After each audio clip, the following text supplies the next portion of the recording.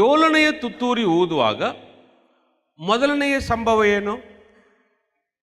ಕ್ರಿಸ್ತ ವಿರೋಧಿ ಇಸ್ರಾಯೇಲ್ ಜನರಿಗಾಗಿ ಆಲಯವನ್ನು ಕಟ್ಟಿ ಮುಗಿಸುತ್ತಾನೆ. ಓಕೆ, ನಿಮಗೆ ಗೊತ್ತಿರ, ಈಗ ಇಸ್ರಾಯೇಲ್ ಜನರಿಗೆ ಆಲಯ ಇಲ್ಲ. ಇಸ್ರಾಯೇಲ್ ಜನರಿಗೆ ನಾವು ಹಳೆಯ ಒಡಂಬಡಿಕೆಯಲ್ಲಿ ನೋಡಿದರೆ ಒಬ್ಬ ರಾಜ ಆಲಯ ಕಟ್ಟಿದನು. ಅವನ ಹೆಸರೇನು? ಸೊಲೊಮೋನ್. ಆ ಆಲಯವು ಈಗ ಇಲ್ಲ. ಏನಾಯಿತು? ನಾವು ದಾನಿಯೇಲ್ ಪುಸ್ತಕದಲ್ಲಿ ನೋಡಿದರೆ ಬಹಳ ಚೆನ್ನಾಗಿದೆ.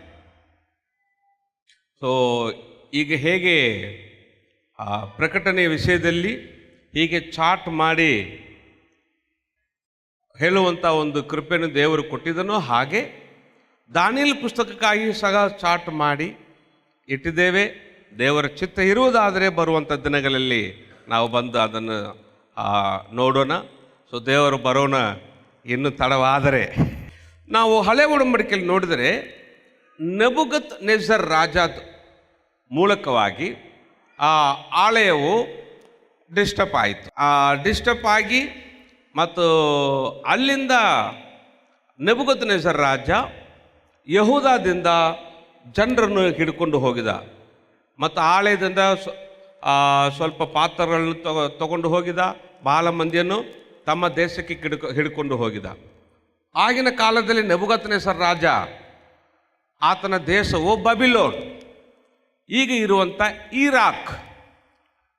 ಆವಾಗ ಬಾಬಿಲೋನ್ ಅಂದರೆ ಈಗ ಇರುವಂಥ ಇರಾಕ್ಗೆ ಹಿಡ್ಕೊಂಡು ಹೋಗಿದ ಬಹಳ ಜನರನ್ನು. ಆವಾಗ ಹೋಗಿದವರು ಸದ್ರಾಕ್, ಮೇಷಾಕ್, ಆಬೇದ್ನೆಗೋ, ದಾನಿಯೇಲ್ ಹೀಗಿರುವಂಥ ಯವನಸ್ಥರು ಇನ್ನು ಬಹಳ ಮಂದಿನ ಹಿಡ್ಕೊಂಡು ಹೋಗಿದ. ಅನೇಕ ವರ್ಷಗಳು, ಹೆಚ್ಚು ಕಡಿಮೆ 70 ವರ್ಷಗಳು ಆದ ಮೇಲೆ ಅಲ್ಲಿ ದೇವರ ಜನರು ಪ್ರಾರ್ಥನೆ ಮಾಡಿದರು ದೇವರ ಕಡೆ. ದೇವರೇ, ನಾವು ತಪ್ಪು ಮಾಡಿದಪ್ಪ, ನನ್ನನ್ನು ಬಿಟ್ಟು ವಿಗ್ರಹ ಆರಾಧನೆಗೆ ಹೋಗಿದ್ದೇವೆ, ನಮ್ಮ ಮಕ್ಕಳನ್ನು ಅನ್ಯ ಜನರಿಗೆ ಕೊಟ್ಟು ಬಿಟ್ಟಿದ್ದೇವೆ ಮತ್ತು ಅನ್ಯ ಜನರ ಮಕ್ಕಳನ್ನು ನಾವು ತಗೊಂಡು ಬಿಟ್ಟಿದ್ದೇವೆ. ಅವರು ನಮ್ಮ ಒಳಗೆ ಬಂದು ವಿಗ್ರಹ ಆರಾಧನೆಯನ್ನು ಮಾಡಿಸಿಬಿಟ್ಟಾರೆ. ನಮ್ಮನ್ನೆಲ್ಲ ಕ್ಷಮಿಸು, ತಿರುಗಿ ನಮ್ಮನ್ನು ಕರ್ಕೊಂಡು ಹೋಗು ನಮ್ಮ ದೇಶಕ್ಕೆ, ನಾವು ಇನ್ನು ಮುಂದೆ ನಿನ್ನನ್ನೇ ಸೇವಿಸ್ತೇವೆ. ಆವಾಗ ದೇವರು ಏನು ಮಾಡಿದಾನೆ? ತನ್ನ ಜನರನ್ನು ಬಾಬಿಲೋನ್ದಿಂದ, ಇರಾಕ್ದಿಂದ 3 ಗುಂಪಾಗಿ ಕರ್ಕೊಂಡು ಬಂದ. ಮೊದಲನೇ ಗುಂಪಾಗಿ ಜೆರುಬ್ಬಾಬೆಲ್ ಗುಂಪು, ಎರಡನೇ ಲೀಡರ್ ಆಗಿ ಎಜ್ರಾ, ಅವ್ರ ಮೂರನೇದಾಗಿ ನೆಹೆಮಿಯ. ಸೊ ಇವರೆಲ್ಲ ಬಂದರು. ಜೆರುಬ್ಬಾಬೆಲ್ ಒಂದು ಗುಂಪನ್ನು ಕರ್ಕೊಂಡು ಬಂದ, ದೇವರ ಆಲಯವನ್ನು ಸ್ವಲ್ಪ ರಿಪೇರ್ ಮಾಡಿದ ಒಳ್ಳೆ ರೀತಿಯಲ್ಲಿ. ಮತ್ತು ಎಜ್ರಾ ಬಂದನು, ಟೀಚಿಂಗ್ ಮಾಡಿದ, ನೀವು ಹೇಗೆ ಮತ್ತು ಜೀವನ ಮಾಡಬೇಕು. ನೆಹೆಮಿಯ ಬಂದನು, ಯೆರೂಸಲೇಮಿನ ಪೌಳಿ ಗೋಡೆಯನ್ನು ಕಟ್ಟಿಸಿದನು. ಓಕೆ, ಆವಾಗ ಕಟ್ಟಲ್ಪಟ್ಟಂಥ ಆಲಯವು ಯೇಸು ಸ್ವಾಮಿ ತನಕ ಇತ್ತು. ಜೆರುಬ್ಬಾಬೆಲ್ ಮೂಲಕವಾಗಿ ರಿಪೇರ್ ಆದಂಥ, ಇನ್ನು ಎಜ್ರಾ ಮೂಲಕವಾಗಿ ಟೀಚಿಂಗ್ ಮತ್ತು ಎಜ್ರಾನು ಸ್ವಲ್ಪ ಕೆಲಸ ಮಾಡಿದ ಆಲಯಕ್ಕೆ, ಆ ಆಲಯವು ಯೇಸು ಸ್ವಾಮಿ ತನಕ ಇತ್ತು. ಒಂದು ಸಾರಿ ಯೇಸು ಸ್ವಾಮಿ ತನ್ನ ಶಿಷ್ಯರ ಸಂಗಡ ಹೋಗ್ತಾ ಇದ್ದ. ಆಲಯದ ಮುಂದೆ ಬರುವಾಗ ಶಿಷ್ಯರು ಯೇಸು ಸ್ವಾಮಿ ಹೇಳಿದರೆ, ಯೇಸು ನೋಡಪ್ಪ ಆಲಯ ಎಷ್ಟು ಚೊಲೋ ಇದೆ ಆಲಯ. ಆದರೆ ಯೇಸು ಸ್ವಾಮಿ ಅವ್ರಿಗೆ ಏನು ಹೇಳಿದ? ಚೊಲೋ ಇದೆ, ಆದರೆ ಈ ಆಲಯ ಒಂದು ಕಲ್ಲಿನ ಮೇಲೆ ಒಂದು ಕಲ್ಲು ಇರುವುದಿಲ್ಲ, ಕೆಡವಲ್ಪಡ್ತದೆ, ಬರ್ರಿ ಅಂತೇಳಿ ಕರ್ಕೊಂಡು ಹೋಗಿಬಿಟ್ಟ. ಯೇಸು ಸ್ವಾಮಿ ಸತ್ತನು, 3ನೇ ದಿವಸ ಎದ್ದು ಪರಲೋಕಕ್ಕೆ ಹೋದನು. ಯೇಸು ಸ್ವಾಮಿ ಪರಲೋಕಕ್ಕೆ ಹೋದ ಮೇಲೆ ರೋಮನ್ ಎಂಪರರ್ಸ್ ವೆಸ್ಪೇಸಿಯನ್, ಟೈಟಸ್ ಇಬ್ಬರು ತಂದೆ ಮಗ, ರೋಮನ್ ಎಂಪರರ್ಸ್, ಇವರು ಇಬ್ಬರು ಏನು ಮಾಡಿದರು? ಯೆರೂಸಲೇಮಿಗೆ ಬೆಂಕಿ ಹಚ್ಚಿಬಿಟ್ರು ಯೇಸು ಸ್ವಾಮಿ ಪರಲೋಕಕ್ಕೆ ಹೋದ ಮೇಲೆ. ಆವಾಗ ಯೆರೂಸಲೇಮ್ ಸುಟ್ಟು ಹೋಯಿತು. ಆವಾಗ ದೇವರ ಆಲಯವು ಸಹ ಸುಟ್ಟು ಹೋಯಿತು. ದೇವರ ಆಲಯವು ಸುಟ್ಟು ಹೋದ ಮೇಲೆ ರೋಮನ್ ಸಿಪಾಯಿಗಳು, ಮಿಲಿಟ್ರಿ ಸೂರೆ ಮಾಡಲಿಕ್ಕೆ ಯೆರೂಸಲೇಮಿಗೆ ಬಂದರು. ದೇವರ ಆಲಯವನ್ನು ನೋಡಿದರು. ಭಾಳ ಸಂತೋಷವಾಯಿತು ಅವರಿಗೆ, ರೋಮನ್ ಸೈನಿಕರಿಗೆ. ಯಾಕೆ? ಸೊಲೊಮೋನನು ದೇವಾಲಯವನ್ನು ಕಟ್ಟಿಸಿದಾಗ ಬಹಳವಾಗಿ ಬಂಗಾರುಗಳನ್ನು ಯೂಸ್ ಮಾಡಿದ, ಬಂಗಾರು ಪ್ಲೇಟ್ಸ್ ಇಲ್ಲಿ ಅಲ್ಲಿ. ಆವಾಗ ಹಿಸ್ಟ್ರಿಯಲ್ಲಿ ಏನು ಹೇಳುತ್ತದೆ, ಈ ದೇವರ ಆಲಯ ಯಾವಾಗ ಬೆಂಕಿಯಿಂದ ಸುಡಲ್ಪಟ್ಟಿತೋ ಆವಾಗ ಆ ಬಂಗಾರೆಲ್ಲ ಮೆಲ್ಟ್ ಆಗಿ ಆ ಕಲ್ಲು ಒಳಗೆ ಸೇರಿಕೊಂಡಿತ್ತು ಅಂಥೇಳಿ ಹೇಳುತ್ತಾರೆ.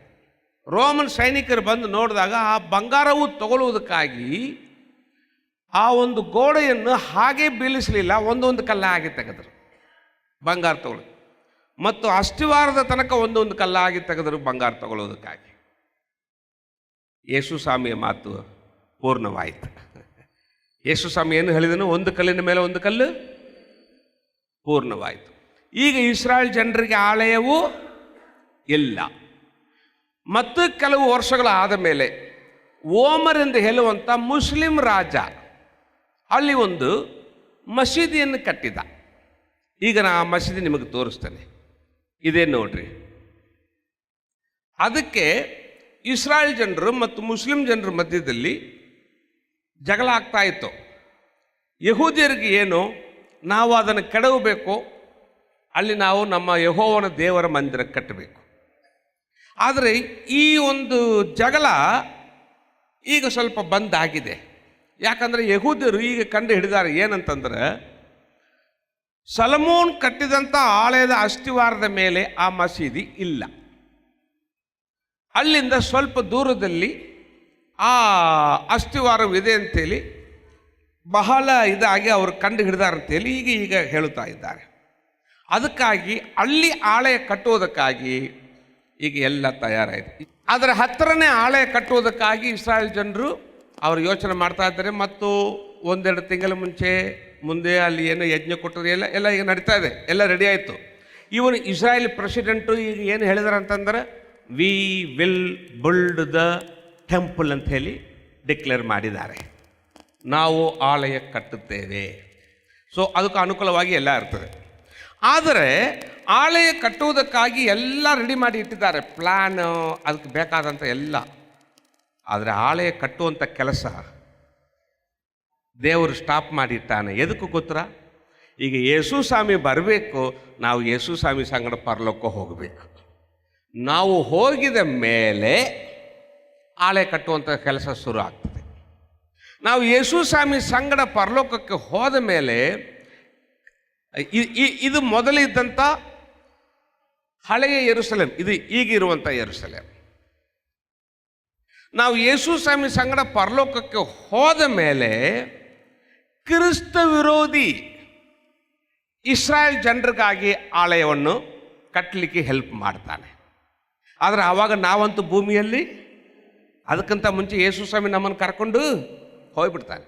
ನಾವು ಪರಲೋಕಕ್ಕೆ ಹೋದ ಮೇಲೆ ಕ್ರಿಸ್ತ ವಿರೋಧಿ ಇಸ್ರಾಯೇಲ್ ಜನರಿಗೆ ಇಲ್ಲಿ ಆಲಯ ಕಟ್ಟಲಿಕ್ಕೆ ಹೆಲ್ಪ್ ಮಾಡ್ತಾನೆ. ಆವಾಗ ಇಸ್ರಾಯೇಲ್ ಜನರು ಏನು ಮಾಡ್ತಾರೆ, ಕ್ರಿಸ್ತ ವಿರೋಧಿಯನ್ನು ಸ್ವೀಕಾರ ಮಾಡ್ತಾರೆ, ಅಕ್ಸೆಪ್ಟ್ ಮಾಡ್ತಾರೆ. ಯಾಕಪ್ಪ, ಅವ ಇಸ್ರಾಯೇಲ್ ಜನರಿಗೆ ಏನು ಮಾಡ್ತಾನೆ, ಹೆಲ್ಪ್ ಮಾಡ್ತಾನೆ ಆಲಯ ಕಟ್ಟಲಿಕ್ಕೆ. ಮೊದಲನೆಯ 3.5 ವರ್ಷದಲ್ಲಿ ಕ್ರಿಸ್ತ ವಿರೋಧಿ ಇಸ್ರಾಯೇಲ್ ಜನರಿಗಾಗಿ ಆಲಯ ಕಟ್ಟಿ ಮುಗಿಸ್ತಾನೆ. ಮುಗಿಸಿದ ಮೇಲೆ 7ನೇ ತುತ್ತೂರಿ ಊದುವಾಗ ಕ್ರಿಸ್ತ ವಿರೋಧಿ ಇಸ್ರಾಯೇಲ್ ಜನರಿಗಾಗಿ ಆಲಯ ಕಟ್ಟಿ ಮುಗಿಸಿ 7ನೇ ತುತ್ತೂರಿ ಊದುವಾಗ ಕ್ರಿಸ್ತ ವಿರೋಧಿನೇ ಏನು ಮಾಡ್ತಾನೆ, ಆ ಆಲಯದ ಒಳಗೆ ಕುಂತು ಬಿಡ್ತಾನೆ. ನಾನೇ ಮೆಸ್ಸಿಯ, ನನ್ನನ್ನು ಆರಾಧನೆ ಮಾಡ್ರಿ ಅಂತ ಹೇಳಿ ಕುಂತು ಬರ್ತಾನೆ. ಮತ್ತು ಅವನು ತನ್ನ ಹಾಗೆ ಒಂದು ವಿಗ್ರಹ ಮಾಡಿ ಅದರ ಒಳಗೆ ಇಟ್ಟು ಅದನ್ನು ಅಶುದ್ಧ ಮಾಡಿಬಿಡ್ತಾನೆ. ನನ್ನ ವಿಗ್ರಹವನ್ನು ಆರಾಧನೆ ಮಾಡ್ರಿ ಅಂತಾನೆ. ಇಡೀ ಜಗತ್ತಿನ ಜನರು ಕ್ರಿಸ್ತ ವಿರೋಧಿ ವಿಗ್ರಹವನ್ನು ಆರಾಧನೆ ಮಾಡ್ತಾರೆ, ಆದರೆ ಇಸ್ರಾಯೇಲ್ ಜನರು ಅವಾಗ ವಿರೋಧ ಮಾಡ್ತಾರೆ. ಮೊದಲನೇ 3.5 ವರ್ಷ ಇಸ್ರಾಯೇಲ್ ಜನರು ಅವನ್ನ ಅಂಗೀಕಾರ ಮಾಡ್ತಾರೆ. 2ನೇ 3.5 ವರ್ಷದಲ್ಲಿ ಇಸ್ರಾಯೇಲ್ ಜನರು ಕ್ರಿಸ್ತ ವಿರೋಧಿಯನ್ನು ವಿರೋಧ ಮಾಡ್ತಾರೆ. ಯಾಕಪ್ಪ, ತನ್ನ ಹಾಗೆ ವಿಗ್ರಹ ಇಲ್ಲಿ ಇಟ್ಬಿಟ್ಟ, ಅದು ಇಸ್ರಾಯೇಲ್ ಜನರಿಗೆ ಹಿಡಿಸುವುದಿಲ್ಲ. ಆವಾಗ ಏನು ಮಾಡ್ತಾನೆ, 2ನೇ 3.5 ವರ್ಷದಲ್ಲಿ ತನ್ನನ್ನು ನಮಸ್ಕಾರ ಮಾಡದಂಥ ಇಸ್ರಾಯೇಲ್ ಜನರನ್ನು ಕೊಳ್ಳುತ್ತಾನೆ. ಆವಾಗ ಅವನ ಬುದ್ಧಿ ಮೃಗದ ಬುದ್ಧಿ ಹಾಗೆ ಕೆಟ್ಟು ಹೋಗಿ ತನ್ನನ್ನು ನಮಸ್ಕಾರ ಮಾಡದಂಥ ಇಸ್ರಾಯೇಲ್ ಜನರನ್ನು 2ನೇ 3 ವರ್ಷದಲ್ಲಿ ಕೊಲ್ಲುತ್ತಾನೆ. ಅದಕ್ಕೆ ಅವನ ಹೆಸರು ಪ್ರಕಟಣೆ ಪುಸ್ತಕದಲ್ಲಿ ಮುರುಗದ ಬುದ್ಧಿ. ಹಾಗೆ ಇಸ್ರಾಯೇಲ್ ಜನರನ್ನು ಕೊಂದು ಹಾಕುತ್ತಾನೆ. ಈಗ 2 ಕಾರ್ಯ ನಿಮಗೆ ಹೇಳಿದೆ. ನಂಬರ್ 1, ಕ್ರಿಸ್ತ ವಿರೋಧಿ ಇಸ್ರಾಯೇಲ್ ಜನರಿಗಾಗಿ ಆಳೆಕಟ್ಟೆ ಮುಗಿಸ್ತಾನೆ. ನಂಬರ್ 2, ತನ್ನ ಹಾಗೆ ವಿಗ್ರಹ ಮಾಡಿ ಅದರಲ್ಲಿಟ್ಟು ಅಶುದ್ಧ ಮಾಡ್ತಾನೆ, ಜನರೆಲ್ಲ ನಮಸ್ಕಾರ ಮಾಡಲಿಕ್ಕೆ ಹಚ್ತಾನೆ. ನಂಬರ್ 3 ಏನು ಹೇಳಿದೆ? ಜಗತ್ತಿನ ಜನರುಗಳ ಏನು ಕೊಡ್ತಾನೆ? 666 ಕೈಯಲ್ಲಿ ಆಗಲಿ ಹಣೆಯಲ್ಲಿ ಆಗಲಿ. ಯಾರು ಅದನ್ನು ಹಾಕ್ಕೊಳ್ತಾರೋ ಅವರು ಅಷ್ಟೇ ಅಂಗಡಿಯಲ್ಲಿ ತಗೊಳ್ಳೋದು ಮಾರುವುದು ಮಾಡ್ತಾರೆ. 666 ಗುರುತು ಕೈಯಲ್ಲಿ ಅಥವಾ ಹಣೆ ಮೇಲೆ ಇಲ್ಲ ಅಂದರೆ ಅವ್ರ ಅಂಗಡಿಯಲ್ಲಿ ತಗೊಳ್ಲಿಕ್ಕೆ ಆಗುವುದಿಲ್ಲ, ಮಾರಲಿಕ್ಕೆ ಆಗುವುದಿಲ್ಲ. ಹಂಗೆ ಮಾಡಿಬಿಡ್ತಾನೆ ಕ್ರಿಸ್ತ ವಿರೋಧಿ. ಈಗ ನಾನು ನಿಮಗೆ ಹೇಳಿದರೆ ಆಶ್ಚರ್ಯಪಡ್ತೀರಿ. ಇಲ್ಲಿ ಇರುವಂಥ ನೀವು ಎಲ್ಲರೂ ಈವನ್ ನಾನು ಸಹ ಕ್ರಿಸ್ತ ವಿರೋಧಿಯ 666 ನಂಬರು ಆಲ್ರೆಡಿ ನಾವು ತಗೊಂಡಿದ್ದೇವೆ. ಇನ್ನು ಒಂದೇ ಒಂದು ಬಾಕಿ ಇದೆ, ಕೈಯಲ್ಲಿ ಅಥವಾ ಹಣೆ ಮೇಲೆ ಹಾಕೋದು ಅಷ್ಟೇ ಬಾಕಿ ಇದೆ. ಏನ್ರಿ ಪಾಸ್ಟರ್, ಕ್ರಿಸ್ತ ವಿರೋಧಿಯ ನಂಬರು ನಾವು ಎಲ್ಲಿ ತೊಗೊಂಡೇವ್ರಿ? ನೀವು ತೊಗೊಂಡಿರಿ, ನಾನು ತೊಗೊಂಡೇನೆ. ಒಂದೇ ಒಂದು ಉಳಿದಾಯ್ತು, ಇಲ್ಲಿ ಹಾಕಬೇಕಷ್ಟೇ. ಎಲ್ಲಿ ತೊಗೊಂಡೇವ್ರಿ ಗಮನಿಸಬೇಕು. ಮೊದಲು ಬೈಬಲ್ ಓದಿಸ್ತಾನೆ, ಆಮೇಲೆ ಪೇಪರ್ನಲ್ಲಿ ಬಂದದ್ದು ತೋರಿಸ್ತಾನೆ. ಆಶ್ಚರ್ಯಪಡ್ತೀವಿ. 13ನೇ ಅಧ್ಯಾಯ 16, 17, 18. ಈ 2ನೇ ಮೃಗವು, ಈ 2ನೇ ಮೃಗ ಅಂದರೆ ಕ್ರಿಸ್ತ ವಿರೋಧಿಯು ದೊಡ್ಡವರು ಚಿಕ್ಕವರು, ಐಶ್ವರ್ಯವಂತರು ಬಡವರು, ದೊಡ್ಡವರು ಚಿಕ್ಕವರು, ಐಶ್ವರ್ಯವಂತರು ಬಡವರು, ಸ್ವತಂತ್ರರು ದಾಸರು, ಇವರು ಎಲ್ಲರೂ ತಮ್ಮ ತಮ್ಮ ಬಲಗೈಯ ಮೇಲಾಗಲಿ, ಭೂಮಿಯ ಎಲ್ಲಾ ಜನರು ತಮ್ಮ ತಮ್ಮ ಎಲ್ಲಿ ಬಲಗೈಯ ಮೇಲಾಗಲಿ, ಎಲ್ಲರೂ ಎಲ್ಲಿ ಗಮನಿಸಬೇಕು. ತಮ್ಮ ತಮ್ಮ ಬಲಗೈಯ ಮೇಲಾಗಲಿ, ಹಣೆಯ ಮೇಲಾಗಲಿ ಗುರುತು ಹೊಂದಬೇಕಂತಲೂ, ಆ ಗುರುತು ಯಾರಿಗಿಲ್ಲವೋ ಅವರು ಕ್ರಯ ವಿಕ್ರಯಗಳನ್ನು ನಡೆಸಕೂಡದಿಂತಲೂ ಆಜ್ಞೆ ಮಾಡ್ತಾನೆ. ಆ ಗುರುತು ಯಾವುದೆಂದರೆ ಮೊದಲನೆಯ ಮೃಗದ ಹೆಸರು ಅಥವಾ ಕ್ರಿಸ್ತ ವಿರೋಧಿ ಹೆಸರು ಅಥವಾ ಅದರ ಹೆಸರನ್ನು ಸೂಚಿಸುವ ಅಂಕೆ. ಈಗ ಗಮನಿಸಬೇಕು. ಅಂಕೆ ಅಂಕೆ ಅಂಕೆ ಎಂದು ಹೇಳಿ ತಿರುಗಿ ಬರ್ತದೆ, ಗಮನಿಸಬೇಕು. ಇದರಲ್ಲಿ ಜ್ಞಾನವು ಅಡಕವಾಗಿದೆ. ಬುದ್ಧಿವಂತನು ಆ ಮೃಗದ ಅಂಕೆಯನ್ನು ಎಣಿಸಲಿ. ಬುದ್ಧಿವಂತನು ಕ್ರಿಸ್ತ ವಿರೋಧಿ ಅಂಕೆಯನ್ನು ಎಣಿಸಲಿ. ಅದು ಒಬ್ಬ ಮನುಷ್ಯನನ್ನು ಸೂಚಿಸುವ ಅಂಕೆಯಾಗಿದೆ.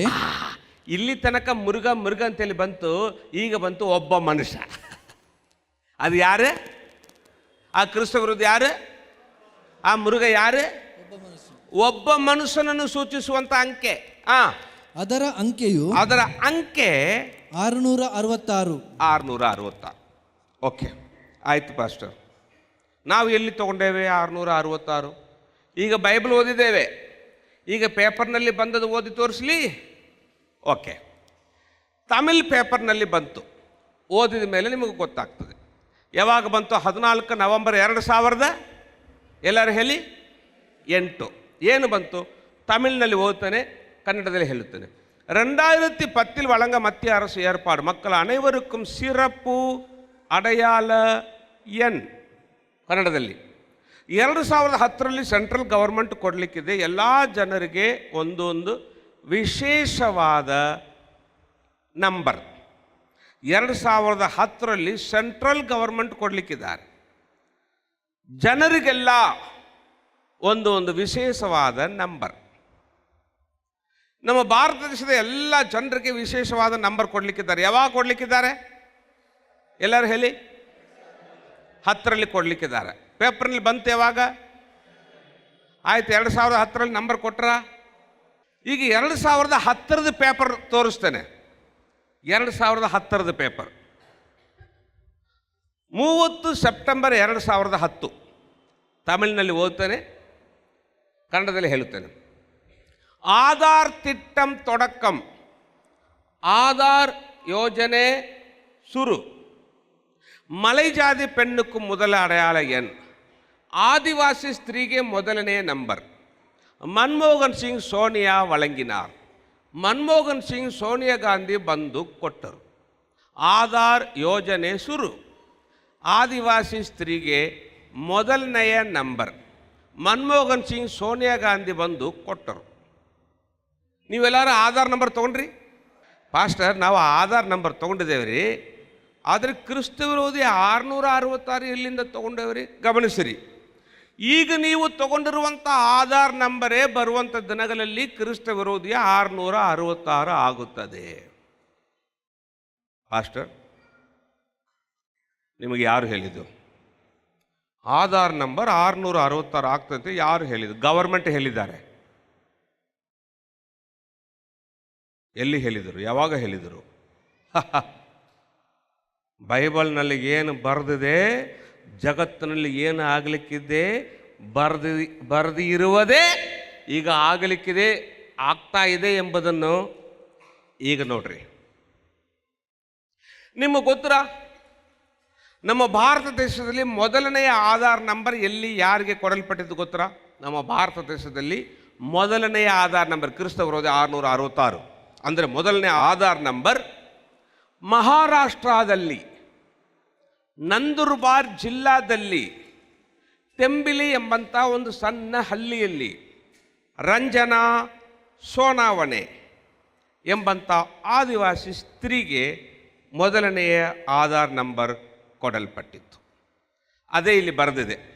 ಈಗ ನಾನು ತಮಿಳಿನಲ್ಲಿ ಓದುತ್ತೇನೆ, ಗಮನಿಸಬೇಕು, ಮತ್ತು ನಾನು ಕನ್ನಡದಲ್ಲಿ ಹೇಳುವುದಿಲ್ಲ. மகாராஷ்டிர மாநிலத்தில் மலைஜாதன வசிக்கும் குக்கிராமமான தெம்பிலியில் நேற்று நடந்தது. அந்த கிராமத்தைச் சேர்ந்த மலைஜாத 10 பேருக்கு அடையாள எண்களை பிரதமர் மன்மோகன் சிங், காங்கிரஸ் தலைவர் சோனியா காந்தி ஆகியோர் வழங்கினர். முதல் அடையாள எண்ணை பெற்றவர் என்ற பெருமை ರಂಜನಾ ಸೋನಾವನೆ என்ற பெண்ணுக்கு கிடைத்தது. ಈಗ ಇದನ್ನು ಹಾಗೆ ಫೋಟೋ ಹಿಡಿದು ಬೇರೊಂದು ನ್ಯೂಸ್ ಮ್ಯಾಗಝಿನ್ನಲ್ಲಿ ಬಂತು. ಅದು ಯಾವುದು ನ್ಯೂಸ್ ಮ್ಯಾಗಝಿನ್? ಪುದಿಯ ತಲೆಮುರೆ ಅಂತ ಹೇಳಿ ತಮಿಳಿನಲ್ಲಿ ಒಂದು ನ್ಯೂಸ್ ಮ್ಯಾಗಝಿನ್ ಇದೆ. ಈ ಒಂದು ನ್ಯೂಸ್ ಚಾನೆಲ್ ಸಹ ಇದೆ. ಈಗ ಇದರಲ್ಲಿ ಬಂದಿರುವಂಥ ಒಳಗಿನ ಪುಟ ನಿಮಗೂ ತೋರಿಸ್ತೇನೆ. ಇದೆ ನೋಡ್ರಿ, ಇವರೇ ನೋಡ್ರಿ, ರಂಜನಾ ಸೋನಾವನೆ. ಮನಮೋಹನ್ ಸಿಂಗ್ ಸೋನಿಯಾ ಗಾಂಧಿ ಬಂದು ಮೊದಲನೇ ಆಧಾರ್ ನಂಬರ್ ಕೊಟ್ಟರು. ಆವಾಗ ಪೇಪರ್ನಲ್ಲಿ ಏನು ಬಂತು ಈಗ ಓದಿ ತೋರಿಸ್ತಾರೆ, ಗಮನಿಸಿದೆ. 14 ಅಕ್ಟೋಬರ್ 2010 ಗಮನಿಸಬೇಕು, ಬಹಳ ಮುಖ್ಯ. ಗವರ್ಮೆಂಟ್ ಸ್ಟೇಟ್ಮೆಂಟ್ ಈಗ ನಾನು ಓದಿ ತೋರಿಸ್ತೇನೆ. அரசு கொடுக்கிறது ஆதாரம், ஆனால் அதை கொண்டு உங்களை கண்காணிக்கவும் செய்யலாம். ಗವರ್ಮೆಂಟ್ ಕೊಡ್ತಾ ಇದ್ದಾರೆ ಆಧಾರ್, ಆದರೆ ಅದರ ಮೂಲಕವಾಗಿ ನಿಮ್ಮನ್ನು ಕಂಡುಹಿಡಿಬಹುದು. ಗವರ್ಮೆಂಟ್ ಈಗ ನಿಮಗೆ ಆಧಾರ್ ನಂಬರ್ ಕೊಡ್ತಾರೆ. ಬರುವಂಥ ದಿನಗಳಲ್ಲಿ ಈ ಆಧಾರ್ ನಂಬರ್ ಮೂಲಕವಾಗಿ ಬರುವಂಥ ದಿನಗಳಲ್ಲಿ ನೀವು ಎಲ್ಲಿ ಇದ್ದೀರಿ ಅಂತೇಳಿ ಗವರ್ಮೆಂಟ್ ಕಂಡು ಹಿಡಿತಾರೆ. ಗವರ್ಮೆಂಟ್ ನಿಮಗೆ ಆಧಾರ್ ನಂಬರ್ ಕೊಡ್ತಾ ಇದ್ದಾರೆ.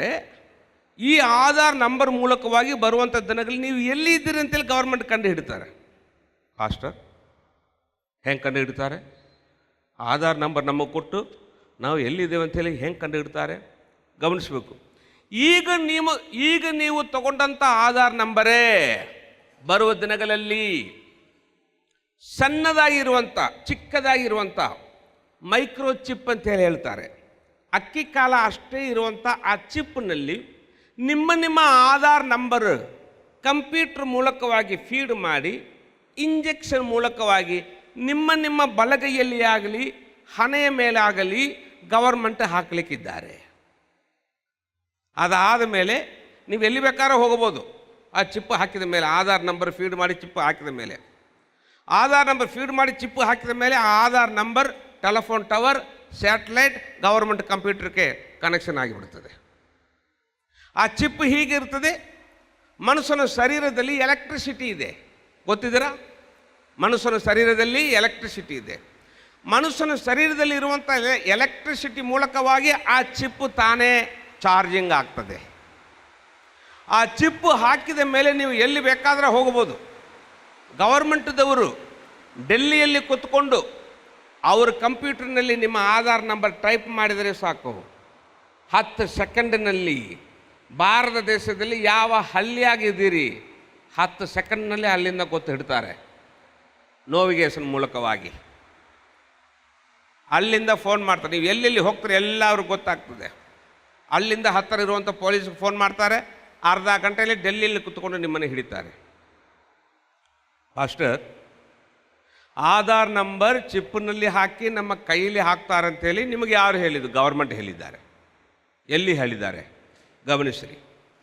ಮೊದಲನೆಯ ಆಧಾರ್ ನಂಬರ್ ರಂಜನಾ ಸೋನಾವಣಿಗೆ ಕೊಟ್ಟಾಗಲೇ ಗೌರ್ಮೆಂಟ್ ಚಿಪ್ಪು ತೋರಿಸಿದ್ದಾರೆ. ನೋಡ್ರಿ, ಇದೇ ನೋಡ್ರಿ ಚಿಪ್ಪು, ಕೈಯಲ್ಲಿ ಹೆಂಗೆ ಹಾಕ್ತಾರೆ ಅಂತ ಹೇಳಿ ತೋರಿಸಿದ್ದಾರೆ.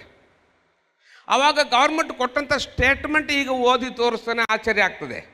ಈಗ ನಾನು ನಿಮಗೆ ಓದುತ್ತಾ ಇರ್ತೇನೆ. Paper, news paper, magazine.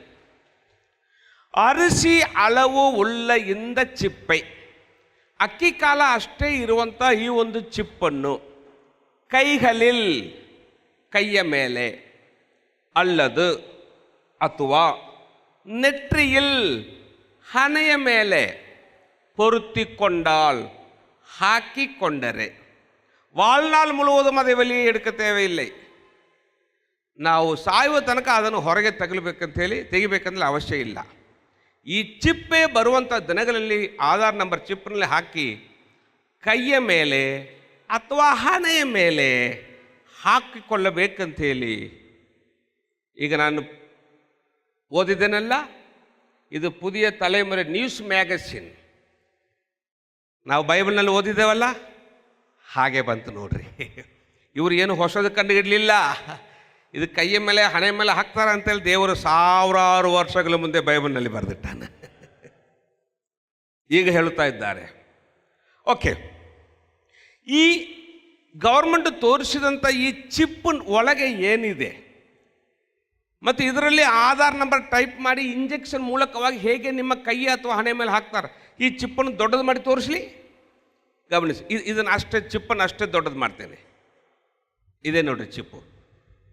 Ranjana ಸೋನಾವಣಿಗೆ ಫಸ್ಟ್ ಆಧಾರ್ ನಂಬರ್ ಕೊಟ್ಟಾಗಲೇ ಗವರ್ಮೆಂಟ್ ತೋರಿಸಿದಂಥ ಈ ಚಿಪ್ಪು ಇದೇ ನೋಡ್ರಿ.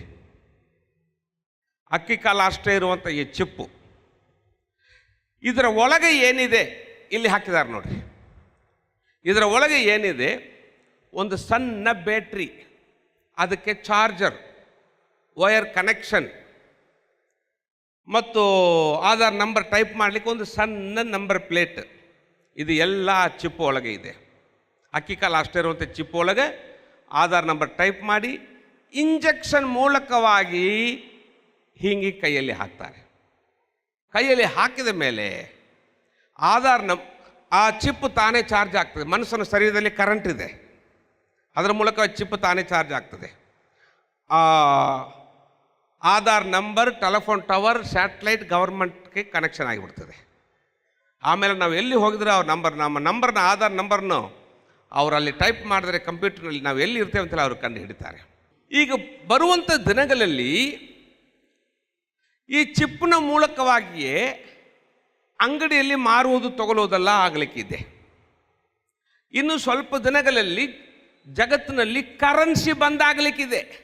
No currency, without currency.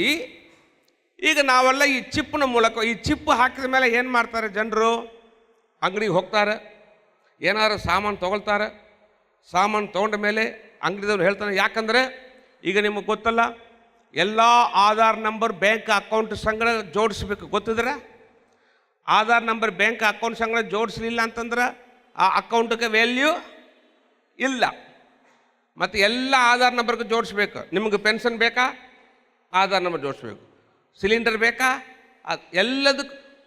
ಮಕ್ಕಳಿಗೆ 1ನೇದು ಅಡ್ಮಿಷನ್, ಸ್ಕೂಲ್ ಅಡ್ಮಿಷನ್ ಬೇಕಾದರೆ ಏನು ಬೇಕು? ಓಕೆ. ಸೊ ಈ ಆಧಾರ್ ನಂಬರ್ ಮೂಲಕವಾಗಿ ಬರುವಂಥ ದಿನಗಳಲ್ಲಿ ಪರ್ಚೇಸಿಂಗ್ ಆಗ್ತದೆ. ಬರುವಂಥ ದಿನಗಳಲ್ಲಿ ಈ ಚಿಪ್ಪು ಹಾಕಿದ ಮೇಲೆ ಜನರು ಅಂಗಡಿಗೆ ಹೋಗಿದ ಮೇಲೆ ಏನೇನು ತೊಗೊಳ್ತಾರೆ ಎಲ್ಲ ತೊಗೊಳ್ತಾರೆ. ತೊಗೊಂಡ ಮೇಲೆ ಅಂಗಡಿದವನು ಏನು ಮಾಡ್ತಾನೆ, ನಿಮ್ಮ ಕೈ ತೋರಿಸ್ರಿ ಅಂತಾನೆ. ಕೈ ತೋರಿಸಿದ ಮೇಲೆ ನಾವು ತೊಗೊಂಡ ಸಾಮಾನೆಲ್ಲ ಲಿಸ್ಟ್ ಇರ್ತದೆ ಅಲ್ಲಿ ಕಂಪ್ಯೂಟರ್ನಲ್ಲಿ. ನೋಡಿರಿ, ನೀವು ಇಷ್ಟು ಸಾಮಾನು ತೊಗೊಂಡ್ರಿ, 500 ರೂಪಾಯಿ ಆಗಿದೆ. ಆಯಿತು, 500 ರೂಪಾಯಿ ಆಗಿತ್ತು. ನಿಮ್ಮ ಕೈ ತೋರಿಸ್ರಿ. ಕೈ ತೋರಿಸ್ತಾ ಅದು ಚಿಪ್ನಲ್ಲಿ ಆಧಾರ್ ನಂಬರ್ ಇರ್ತದೆ. ಅದರ ಅವರು ಕಂಪ್ಯೂಟ್ರಿಗೆ ಜೋಡಿಸಿ ಅಂಗಡಿದಾಗ ಒಂದು ಲೇಸರ್ ಲೈಟ್ ಇಟ್ಟಿರ್ತಾನೆ. ಈಗ ನೋಡ್ರಿ, ಯಾವುದೂ ಸಾಮಾನು ನೀವು ತೊಗೊಳ್ಬೇಕಾದ್ರೂ ಎಲ್ಲ ಸಾಮಾನಿನಲ್ಲಿಯೂ ಬಾರ್ ಕೋಡ್ ಇದೆ. ನೋಡಿದ್ರಾ? 50 ಪೈಸೆ ಶಾಂಪು ಪ್ಯಾಕೆಟ್ ತೊಗೊಂಡ್ರೆ ಏನಿರ್ತದೆ? ಈಗ ಅಂಗಡಿದವ ಏನು ಮಾಡ್ತಾನೆ, ನೀವು ಏನಾರು ಸಾಮಾನು ತೊಗೊಳ್ಬೇಕಾದ್ರೆ ಆ ಸಾಮಾನು ಅಂಗಡಿಯಲ್ಲಿ ಬರೆಯುವುದಿಲ್ಲ, ಹೆಸರು ಬರೆದು ಇಷ್ಟಂದ್ರೆ ಬರೆಯುವುದಿಲ್ಲ. ಅಲ್ಲಿ ಕಂಪ್ಯೂಟ್ರಿಗೆ ಜೋಡಿಸಿ ಒಂದು ಲೇಸರ್ ಲೈಟ್ ಇರ್ತದೆ. ಒಂದೊಂದು ಸಾಮಾನು ತೊಗೊಳ್ತಾನೆ, ಅದರಲ್ಲಿ ಇರುವಂಥ ಬಾರ್ ಕೋಡ್ನಲ್ಲಿ ಲೈಟ್ ಹೊಡಿತಾನೆ, ಸಾಮಾನು ಹೆಸರು ಮತ್ತು ರೇಟ್ ಕಂಪ್ಯೂಟರ್ನಲ್ಲಿ ಬರ್ತದೆ. ಹಾಗೆ ಸಾಮಾನೆಲ್ಲ ತೊಗೊಂಡ ಮೇಲೆ ಅಂಗಡಿದ ಏನು ಮಾಡ್ತಾನೆ, ಆ ಚಿಪ್ಪಿಗೆ ಒಂದು ಲೈಟ್ ಹೊಡಿತಾನೆ. ಆವಾಗ ಕಸ್ಟಮರ್ ಬ್ಯಾಂಕ್ನಲ್ಲಿ ಇರುವಂಥ ರೊಕ್ಕದಲ್ಲಿ ನಾವು ಎಷ್ಟಕ್ಕೆ ಸಾಮಾನು ತೊಗೊಂಡಿದ್ದೇವೋ ಈ ರೊಕ್ಕ ನಮ್ಮ ಬ್ಯಾಂಕ್ನಿಂದ ಕಟ್ಟಾಗಿ ಅವನಿಗೆ ಜಮಾ ಆಗಿಬಿಡ್ತದೆ. ಬರುವಂಥ ದಿನಗಳಲ್ಲಿ ಹೀಗೆ ಪರ್ಚೇಸಿಂಗ್. ಕ್ರಿಸ್ತ ವಿರೋಧಿ ಕಾಲದಲ್ಲಿ 7ನೇ ತುತ್ತೂರಿ ಆದ ಮೇಲೆ ಕಂಪ್ಲೀಟ್ ಕರೆನ್ಸಿ ಬಂದಾಗ್ತದೆ. 2ನೇ 3.5 ವರ್ಷದಲ್ಲಿ ಕ್ರಿಸ್ತ ವಿರೋಧಿಯಲ್ಲಿ ಚಿಪ್ ಇದ್ದರೆ ಪರ್ಚೇಸಿಂಗ್, ಇಲ್ಲ ಅಂದರೆ ಇಲ್ಲ, ಹಾಗಾಗಿಬಿಡ್ತದೆ. ನಿಮಗೆ ಗೊತ್ತಿದ್ರ, ಈ ಮೊಟ್ರೋಲಾ ಕಂಪನಿ ಬೇರೆ ಭಾರತ ದೇಶದಲ್ಲೇ ಇಡೀ ಜಗತ್ತಿನಲ್ಲಿ ಇದೆ. ಫಾರ್ವರ್ಡ್ ಕಂಟ್ರಿ, ಎಲ್ಲ ಫಾರ್ವರ್ಡ್ ಕಂಟ್ರಿಯಲ್ಲಿ ಮೊಟ್ರೋಲಾ ಕಂಪನಿ ಇದೆ. ಮೊಟ್ರೋಲಾ ಕಂಪನಿದವರು ಏನು ಮಾಡಿದ್ದಾರೆ, ಎಲ್ಲ ದೇಶದಲ್ಲಿಯೂ ಈ ಚಿಪ್ ತಯಾರು ಮಾಡಲಿಕ್ಕೆ ಟೆಂಡರ್ ತಗೊಂಡಿದ್ದಾರೆ. ನಮ್ಮ ಭಾರತ ದೇಶದಲ್ಲಿ ತಗೊಂಡಿದ್ದಾರೆ. ಭಾರತ ದೇಶದಲ್ಲಿ ಪೂನಾ, ಮುಂಬೈ, ಚೆನ್ನೈ, ಬೆಂಗಳೂರು, ಕಲ್ಕತ್ತಾ, ಡೆಲ್ಲಿ, ಹೀಗೆ ದೊಡ್ಡ ದೊಡ್ಡ ಸಿಟಿಯಲ್ಲಿ ಮೊಟ್ರೋಲಾ ಕಂಪನಿಯಲ್ಲಿ ಮಿಲಿಯನ್ ಚಿಪ್ಪು ತಯಾರು ಮಾಡಿ ಈಗ ಕಂಪನಿಯಲ್ಲಿ ರೆಡಿ, ಇಡೀ ಜಗತ್ತಿನಲ್ಲಿ ರೆಡಿ, ಭಾರತ ದೇಶದಲ್ಲಿ ರೆಡಿ. ಮೊಟ್ರೋಲಾ ಕಂಪನಿಯಲ್ಲಿ ಚಿಪ್ ರೆಡಿ, ಜನರ ಕೈಯಲ್ಲಿ ನಂಬರ್ ರೆಡಿ. ಒಂದೇ ಒಂದು ಉಳಿದಿದೆ, ಯೇಸುಸ್ವಾಮಿ ಬರೋಣ. ಯೇಸುಸ್ವಾಮಿ ಬಂದು ಹೋಗಿದ ಮೇಲೆ ಏನು ಮಾಡ್ತಾನೆ ಕ್ರಿಸ್ತ ವಿರೋಧಿ? ಕಂಪನಿಯಿಂದ ಈ ಚಿಪ್ಪು ಎಲ್ಲ ಹಾಸ್ಪಿಟಲ್ಗೆ ಸಪ್ಲೈ ಮಾಡ್ತಾನೆ. ಮೊದಲನೇ 3.5 ವರ್ಷದಲ್ಲಿ 7ನೇ ತುತ್ತೂರಿ ಊದುವಾಗ ಜನರಿಗೆ ಹೇಳ್ತಾನೆ. ಯಾಕಪ್ಪ? ಕ್ರಿಸ್ತ ವಿರೋಧಿ ಕಾಲದಲ್ಲಿ ಇಡೀ ಜಗತ್ತು ಒಬ್ಬನ ಅಂಡರ್ನಲ್ಲಿ ಬರ್ತದೆ. ಯಾರ ಅಂಡ್ರೆ? ಕ್ರಿಸ್ತ ವಿರೋಧಿ. ಭಾರತ ದೇಶದಲ್ಲಿ ರೂಪಾಯಿ, ಅಮೆರಿಕಾದಲ್ಲಿ ಡಾಲರ್, ಐರೋಪಾನಲ್ಲಿ ಯೂರೋ. ಒಬ್ಬ ಮನುಷ್ಯನು ಇದೆಲ್ಲ ಕಂಟ್ರೋಲ್ ಮಾಡಲಿಕ್ಕೆ ಆಗುವುದಿಲ್ಲ. ಅದಕ್ಕೆ ಯೇಸುಸ್ವಾಮಿ ಬಂದು ಹೋದ ಮೇಲೆ ಕ್ರಿಸ್ತ ವಿರೋಧಿ ಬರುವಾಗ ಈ ರೂಪಾಯಿ, ಡಾಲರ್, ಯೂರೋ ಎಲ್ಲ ತೆಗೆದು ಹಾಕ್ತಾನೆ. ಆ ದೇಶದಲ್ಲಿ ಯಾವುದು ನಂಬರ್ ಕೊಡ್ತಾರೋ ಆ ನಂಬರ್ ತಗೋರಿ ಅಂತಾನೆ. ಬ್ಯಾಂಕ್ ಅಕೌಂಟ್ನಲ್ಲಿ ಜಾಯಿನ್ ಮಾಡಿರಿ. ನಿಮಗೆ ಗೊತ್ತರ, ಜಗತ್ತಿನಲ್ಲಿ ಎಲ್ಲ ದೇಶದಲ್ಲಿ ನಂಬರ್ ಕೊಡ್ತಾ ಇದ್ದಾರೆ. ಫಾರ್ವರ್ಡ್ ಕಂಟ್ರಿನಲ್ಲಿ ಕೊಟ್ಟು ಮುಗಿಸಿದ್ದಾರೆ. ನಮ್ಮ ದೇಶದಲ್ಲಿ ಹೆಚ್ಚು ಕಡಿಮೆ ಕೊಟ್ಟಾರೆ, ಬೇರೆ ಕಂಟ್ರಿಯಲ್ಲಿ ಕೊಟ್ಟಾರೆ, ಅದರ ಹೆಸರು ಬೇರೆ. ನಮ್ಮ ದೇಶದಲ್ಲಿ ಅದರ ಹೆಸರು ಆಧಾರ್. ಅಮೆರಿಕಾದಲ್ಲಿ, ಚೀನಾದಲ್ಲಿ, ಜಪಾನ್ನಲ್ಲಿ ಹೆಸರು ಬೇರೆ, ಅದರ ನಂಬರ್ ಕೊಟ್ಟಾರೆ. ನಮ್ಮ ದೇಶದಲ್ಲಿ ಅದರ ಹೆಸರು ಆಧಾರ್. ಅದರ ಎಲ್ಲ ಕಂಟ್ರಿಯಲ್ಲಿ ಮ್ಯಾಕ್ಸಿಮಮ್ ನಂಬರ್ ಕೊಟ್ಟು ಮುಗಿಸಿದ್ದಾರೆ. ದೇಶದ ಜನರ ಕೈಯಲ್ಲಿ ನಂಬರ್ ರೆಡಿ. ಭಾರತ ದೇಶ ಹಿಡಿದು ಕಂಪನಿಯಲ್ಲಿ ಚಿಪ್ ರೆಡಿ. ಇನ್ನು ಉಳಿದಾಯಿತು ಯೇಸುಸ್ವಾಮಿ ಬರುವುದಷ್ಟೇ. ಯೇಸುಸ್ವಾಮಿ ಬಂದು ಹೋಗಿದ ಮೇಲೆ ಕ್ರಿಸ್ತ ವಿರೋಧಿ ಏನು ಮಾಡ್ತಾನೆ? ಕಂಪನಿಯಿಂದ ಚಿಪ್ಪು ಮೊದಲನೇ 3.5 ವರ್ಷದಲ್ಲಿ ಎಲ್ಲ ಹಾಸ್ಪಿಟಲ್ಗೆ ಸಪ್ಲೈ ಮಾಡ್ತಾನೆ. 7ನೇ ತುತ್ತೂರಿ ಊದುವಾಗ ಜನರಿಗೆಲ್ಲ ಹೇಳಿಬಿಡ್ತಾನೆ, ಕರೆನ್ಸಿ ಬಂದು ಎಲ್ಲ ಜನರು ನಿಮ್ಮ ನಂಬರ್ ಹತ್ತಿರ ಇರುವಂಥ ಹಾಸ್ಪಿಟಲ್ನಲ್ಲಿ ನರ್ಸಿಗೆ ತೊಗೊಂಡು ಹೋಗಿ ಕೊಡ್ರಿ. ನರ್ಸ್ ಏನು ಮಾಡ್ತಾರೆ? 7ನೇ ತುತ್ತೂರಿ ಊದುವಾಗ ಜನರ ಕೈಯಿಂದ ನಂಬರ್ ತಗೊಳ್ತಾರೆ, ಹಾಸ್ಪಿಟಲ್ನಲ್ಲಿ ಚಿಪ್ಪು ತಗೊಳ್ತಾರೆ. ಆ ನಂಬರ್ ಚಿಪ್ನಲ್ಲಿ ಕಂಪ್ಯೂಟರ್ ಮೂಲಕವಾಗಿ ಟೈಪ್ ಮಾಡಿ ಇಂಜೆಕ್ಷನ್ ಮೂಲಕವಾಗಿ ಜನರ ಕೈಯಲ್ಲಿ ಫಿಟ್ ಮಾಡ್ತಾರೆ. ಆವಾಗ 2ನೇ 3.5 ವರ್ಷದಲ್ಲಿ ಚಿಪ್ ಇದ್ದವರು ಅಷ್ಟೇ ಅಂಗಡಿಯಲ್ಲಿ ತಗೊಳ್ಲಿಕ್ಕೆ ಮಾರಲಿಕ್ಕೆ ಬರ್ತದೆ, ಇಲ್ಲವಾದರೆ ತಗೊಳ್ಲಿಕ್ಕೆ ಮಾರಲಿಕ್ಕೆ ಬರುವುದಿಲ್ಲ. ಆಯಿತು. ಈ ಆಧಾರ್ ನಂಬರ್ 666 ಹೆಂಗಾಗ್ತದೆ? ಯಾವುದೂ ನಂಬರ್ ಬಾರ್ಕೋಡ್ ಮೂಲಕವಾಗಿ ಕೈಯಲ್ಲಿ ಚಿಪ್ಪು ಒಳಗೆ ಕೈಯಲ್ಲಿ ಹೋಗುವುದಾದರೆ 666 ಹೋಯ್ತಂತೇಳಿ ಅರ್ಥ. ಯಾಕೆ? ಎಲ್ಲ ಬಾರ್ಕೋಡು ಈಗ ನಾನು ನಿಮಗೆ ತೋರಿಸ್ತೇನೆ. ಎಲ್ಲ ಬಾರ್ಕೋಡ್ನಲ್ಲಿಯೂ ಮೊದಲನೇ line, centre line, last line 666. ಎಲ್ಲ ಬಾರ್ಕೋಡ್ ನೋಡ್ರಿ. ಯಾವುದೋ ಒಂದು ಸಾಮಾನು ತಗೊಳ್ರಿ, ಅದರಲ್ಲಿ ಇರುವಂಥ ಬಾರ್ಕೋಡ್ ನೋಡ್ರಿ. ಮೊದಲನೇ ಲೈನಿಗೆ ನಂಬರ್ ಇರುವುದಿಲ್ಲ, ಸೆಂಟ್ರ್ ಲೈನ್ಗೆ ನಂಬರ್ ಇರುವುದಿಲ್ಲ, ಲಾಸ್ಟ್ ಲೈನ್ಗೆ ನಂಬರ್ ಇರುವುದಿಲ್ಲ. ಅದರ ಒರಿಜಿನಲ್ ನಂಬರ್ 666. ಯಾವುದು ಬಾರ್ಕೋಡ್ ಇರಲಿ ಅದರಲ್ಲಿ 666 ಇರ್ತದೆ. ಸ್ಕ್ವಯರ್ ಇರಲಿ, ಸ್ಟ್ರೈಟ್ ಆಗಿರಲಿ, 666 ಇರ್ತದೆ. ಇದನ್ನು ಕಂಡು ಹಿಡಿದವರು ಈಗ ತೀರ್ಕೊಂಡ್ರು. ಅವ್ರ ಕಡೆ ಕೇಳಿದರು, ಆಯಿತು ಇದರಲ್ಲಿ ಈ 666 ಯಾಕೆ ಬರ್ತದೆ ಅಂಥೇಳಿ ಕೇಳಿದರು. ಅವ್ರು ಹೇಳಿದ್ರು ಗೊತ್ತಿಲ್ಲ, ಆದರೆ ಈ 666 ಇಲ್ಲವಾದರೆ ಬಾರ್ಕೋಡ್ ಕೆಲಸ ಮಾಡುವುದಿಲ್ಲ ಅಂತ. ಈಗ ಅವರು ಸತ್ತು ಹೋಗಿದ್ದಾರೆ. ಈ ಬಾರ್ಕೋಡ್ ಮೂಲಕವಾಗಿ ಆಧಾರ್ ನಂಬರ್ ಚಿಪ್ ಒಳಗೆ ಹೋಗಿ ಕೈಯಲ್ಲಿ ಬಂದರೆ ನಮ್ಮ ಕೈಯಲ್ಲಿ 666 ಬಂತೆ ಅಂತ ಹೇಳಿ ಅರ್ಥ. ಇದು ನಾನಲ್ಲ, ನ್ಯೂಸ್ನಲ್ಲಿ ಬಂದದ್ದು ನಾನು ಈಗ ನಿಮಗೆ ತೋರಿಸ್ತೇನೆ. ಯಾವ ನ್ಯೂಸ್ನಲ್ಲಿ ಬಂದಿದೆ? ಜಿ ನ್ಯೂಸ್ನಲ್ಲಿ. ಯಾವಾಗ ಬಂತು? 9 ಮೇ 2017. 2 ವರ್ಷ ಆಯಿತು. ಇಲ್ಲಿ ತನಕ ಬಾಲ ಫಾರ್ವರ್ಡ್ ಆಗಿದೆ. ನ್ಯೂಸ್ನಲ್ಲಿ ಏನು ಹೇಳಿದ್ದಾರೆ? ಬರುವಂಥ ದಿನಗಳಲ್ಲಿ ನಿಮ್ಮ ಎಲ್ಲರಿಗೂ ಈ ಚಿಪ್ ಹಾಕ್ತಾರೆ ಅಂತೇಳಿ ನ್ಯೂಸ್ನಲ್ಲಿ ಹಾಕಿದ್ದಾರೆ. ಆ ಚಿಪ್ನ ಮೂಲಕವಾಗಿ ತಗೊಳ್ಳೋದು ಮಾರುವುದೆಲ್ಲ ಆಗ್ತದೆ ಅಂಥೇಳಿ ನ್ಯೂಸ್ನಲ್ಲಿ ಹೇಳಿದ್ದಾರೆ. ಅದನ್ನು ನಿಮಗೆ ತೋರಿಸ್ತೇನೆ, ಆಶ್ಚರ್ಯ ಪಡ್ತೀರಿ. ಓಕೆ, ಈಗ ನಾವು ನೋಡೋಣ ನ್ಯೂಸ್ನಲ್ಲಿ.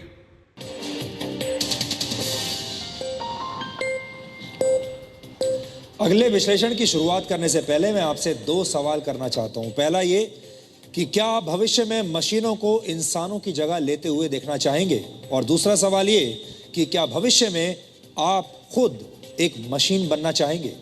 इन दोनों ही सवालों का जवाब बहुत मुश्किल होगा, लेकिन अगर आप ध्यान से अपने चारों तरफ देखेंगे तो आपको यह एहसास हो जाएगा कि भविष्य की ये दोनों ही कल्पनाएं अब सच होने लगी हैं।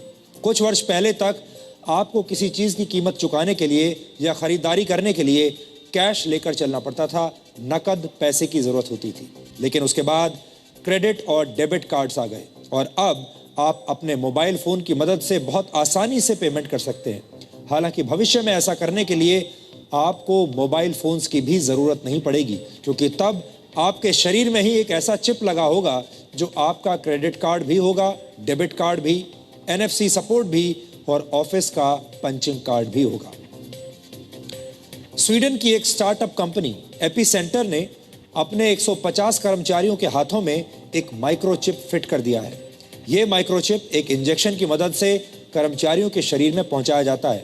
इस चिप का आकार एक चावल के दाने जितना होता है और इसे तर्जनी उंगली और अंगूठे के बीच की जगह में फिट किया जाता है। इस जगह पर यह चिप इंजेक्शन के जरिए आपके बॉडी में जाता है और फिर इसे यहाँ फिट किया जाता है। जिन कर्मचारियों के हाथों में ये चिप यहाँ पर लगा है वो इसी चिप की मदद से ऑफिस के दरवाजे खोल लेते हैं, प्रिंटिंग मशीनों को ऑपरेट कर लेते हैं, प्रिंटिंग कमांड देते हैं और कैंटीन से खाने का सामान भी हाथ हिलाकर खरीद लेते हैं या ऑर्डर कर देते हैं। ಅಂಗಡಿಯಿಂದ ಏನೇನು ತಗೊಳ್ಬೇಕು ಈ ಚಿಪ್ ಮೂಲಕವಾಗಿ ಬರುವಂಥ ದಿನಗಳಲ್ಲಿ ತಗೊಳ್ಳಿಕ್ಕೆ ಆಗ್ತದೆ. ಈ ಚಿಪ್ಪು ಬರುವಂಥ ದಿನಗಳಲ್ಲಿ ನಿಮ್ಮ ಕೈಯಲ್ಲಿ ಹಾಕ್ಲಿಕ್ಕಿದ್ದಾರೆ ಅಂತ ಹೇಳಿ ಬಂದಂಥ ಹಿಂದಿಯಲ್ಲಿ ಬಂದಂಥ ನ್ಯೂಸು ಕೇಳಿದ್ರಿ. ಇವರು ಕರೆಕ್ಟ್ ಹೇಳಿದ್ದಾರೆ. ಎಲ್ಲಿ ಹಾಕ್ತಾರಂತ? ಎಲ್ಲಿ ಹಾಕ್ತಾರೆ? ಎಲ್ಲಿ ತೋರಿಸಿದ್ರು? ಬೈಬಲ್ನಲ್ಲಿ ಏನು ನೋಡಿದ್ದೇವೆ? ಆದರೆ ಸೈಂಟಿಸ್ಟ್ಗಳು ಏನು ಹೇಳ್ತಾರಂದರೆ ಕೈಯಲ್ಲಿ ಹಾಕೋದಕ್ಕಿಂತ ಹಣೆ ಮೇಲೆ ಹಾಕುವುದು ಒಳ್ಳೆಯದು ಅಂತಾರೆ. ಗೌರ್ಮೆಂಟಿಗೆ ಕಿರಿಕಿರಿ ಇಲ್ಲ ಅಂತಾರೆ. ಯಾಕೆ? ಆಕ್ಸಿಡೆಂಟ್ ಆಯಿತು, ಕೈ ಕಟ್ಟಾಯ್ತು ಅಂದರೆ ಚಿಪ್ಪು ಹೋಗಿಬಿಡ್ತದೆ ಮತ್ತು ಅವ್ರಿಗೆ ತೊಂದರೆ. ಹಣೆ ಮೇಲೆ ಹಾಕಿಬಿಟ್ರೆ ಸತ್ತರು ನಿಗಂಗಿಲ್ಲ, ಕಳೆದು ಹೋಗುವುದಿಲ್ಲ.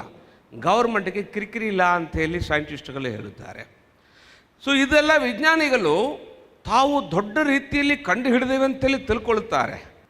ಇದೆಲ್ಲ ಕೊನೆ ಕಾಲದಲ್ಲಿ ಆಗ್ತದೆ ಅಂತೇಳಿ ದೇವರು ಆವಾಗಲೇ ಬೈಬಲ್ನಲ್ಲಿ ಬರೆದಿಟ್ಟಿದ್ದಾನೆ. ಸ್ತೋತ್ರ ಕರ್ತನೆ. ದೇವರ ಮಕ್ಕಳೇ, ಕ್ರಿಸ್ತ ವಿರೋಧಿಯ 666 ಆಧಾರ್ ನಂಬರ್ ರೆಡಿ.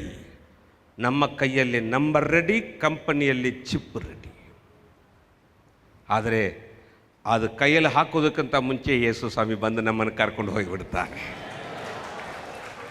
ಹಲ್ಲೆಲೂಯಾ.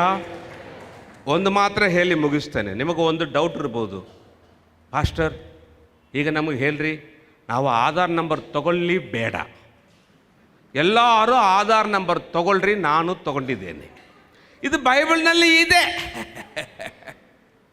ಈಗ ನೀವು ಆಧಾರ್ ನಂಬರ್ ತಗೊಂಡದ್ರಿಂದ ನಿಮಗೆ ತೊಂದರೆ ಇಲ್ಲ.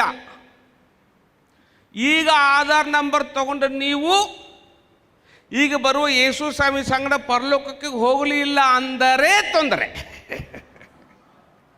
ಕ್ರಿಸ್ತ ವಿರೋಧಿ ಸಿನಿಮಾ, ಸೀರಿಯಲ್, ಇಂಟರ್ನೆಟ್, ಸೆಲ್ಫೋನ್, ಸರಾಯ, ತಂಬಾಕು, ಬೀಡಿ, ಸಿಗರೆಟ್, ವ್ಯಭಿಚಾರ, ಜಗಳ, ತುಡುಗು, ಕೋರ್ಟು ಕೇಸ್ ಏನಾರ ಪಾಪ ಮಾಡಿಕೊಂಡು ಯೇಸು ಸ್ವಾಮಿ ಸಂಗಡ ಪರಲೋಕಕ್ಕೆ ಹೋಗದೆ ಇಲ್ಲಿ ಉಳಿದರೆ ತೊಂದರೆ. ಅದಕ್ಕೆ ಏನು ಮಾಡ್ರಿ, ನಿಮಗೊಂದು ಸೀಕ್ರೆಟ್ ಹೇಳ್ತೇನೆ, ಆಧಾರ್ ನಂಬರು ತಗೊಳ್ರಿ, ಗೌರ್ಮೆಂಟ್ದು ಎಲ್ಲ ಸಲಹೆಗಳನ್ನು ತಗೊಳ್ರಿ, ಯೇಸು ಸ್ವಾಮಿ ಬರೋಣಕ್ಕೆ ರೆಡಿಯಾಗಿರ್ರಿ. ಅವನು ಬರುವಾಗ ಹೋಗಿಬಿಡ್ರಿ, ನಿಮಗೆ ತೊಂದರೆ ಇಲ್ಲ. ಇಲ್ಲಿ ಉಳಿದರೆ 7ನೇ ತುತ್ತಿರು ಊದುವಾಗ ನಿಮ್ಮ ಕೈ ಅಥವಾ ಹಣೆ ಮೇಲೆ ಹಾಕಬೇಕಾದ ಪರಿಸ್ಥಿತಿ ನಿಮಗೂ ಬರುತ್ತದೆ. ಪಾಸ್ಟರ್, ಇನ್ನು ಒಂದು ಡೌಟು ಪಾಸ್ಟರ್. ಏನು? ನಾವಂತೂ ಇಲ್ಲಿ ಉಳಿಯಂಗಿಲ್ಲ. ಈಗ ನಾವು ಯೇಸು ಸ್ವಾಮಿ ನಮ್ಮದು ಎಲ್ಲ ನಮಗೆ ಗೊತ್ತಾಯಿತು, ನಂಬುತ್ತೇವೆ ಮತ್ತು ಪರಿಶುದ್ಧ ಜೀವನ ಮಾಡ್ತೇವೆ, ಯೇಸು ಸ್ವಾಮಿ ಬರುವಾಗ ಪರಲೋಕ ಹೋಗಿಬಿಡ್ತೇವೆ, ಇಲ್ಲಿ ಉಳಿಯಂಗಿಲ್ಲ. ಮತ್ತೇನು ಡೌಟು? ಅಪ್ಪಿತಪ್ಪಿ ಇಲ್ಲಿ ಉಳಿದರೆ ನಾವಂತೂ ಉಳಿಯಂಗಿಲ್ಲ. ಅಪ್ಪಿತಪ್ಪಿ ಉಳಿದರೆ ಇಲ್ಲಿಂದ ಪರಲೋಕ ಬರಲಿಕ್ಕೆ ಏನಾದರೂ ದಾರಿ ಆಯಿತಾ? ಗಮನಿಸ್ರಿ, ನೀವು ಅಪ್ಪಿತಪ್ಪಿ ಇಲ್ಲಿ ಉಳಿಬಾರ್ದಂತ ಹೇಳಿ ಹೇಳ್ತಾನೆ. ಹಾಗೆ ನೀವು ಉಳಿದರೂ ಇಲ್ಲಿಂದ ಪರಲೋಕ ಬರಲಿಕ್ಕೆ 2 ದಾರಿ ಇದೆ. ಆ 2 ದಾರಿ ಏನು? ಮಹಾ ಉಪದ್ರವ ಕಾಲದಲ್ಲಿ ಏನೇನು ಆಗಲಿಕ್ಕಿದೆ, ಜಗತ್ತಿನ ಅಂತ್ಯ ಹೆಂಗೆ ಆಗಲಿಕ್ಕಿದೆ. ದೇವರು ನಿಮ್ಮನ್ನು ಆಶೀರ್ವಾದ ಮಾಡಲಿ.